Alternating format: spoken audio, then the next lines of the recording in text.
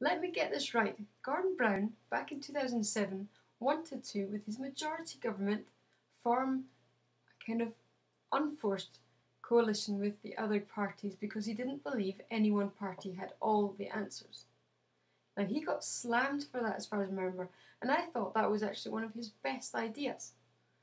It was slammed because they said, oh well, Gordon Brown doesn't have any of his own ideas, so he's going to borrow from all the other parties.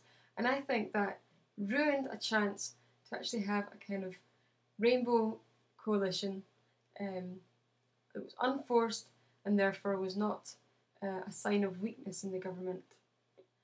Now we've got a coalition that requires, in fact, is forcing two opposition parties to talk together and agree together.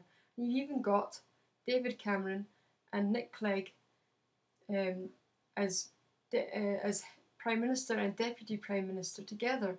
Now, nobody would ever have dreamt of that happening without force, but Gordon Brown was willing to offer it, maybe not to that degree, but offer at least voices of the opposition to be heard in a friendly manner, because that way the best result would come into being rather than the best debater.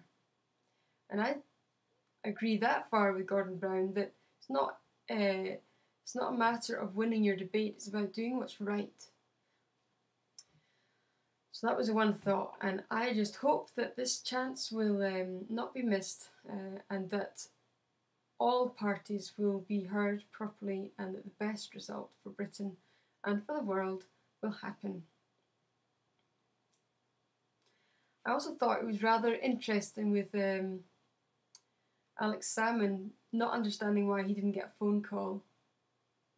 I'm just thinking, if the Labour Party had tried to chum up with all the Nationals and the Liberal Democrats against the Tories, you would never hear the end of it. Not from the English and not from the media. It would just have been a nightmare, and that would have been suicide for Labour. So my thoughts are that it was unavoidable for the Conservatives to get into power, and let's just hope that the coalition between Conservatives and Liberals results in some good changes in the country without complete destruction, which is obviously a possibility.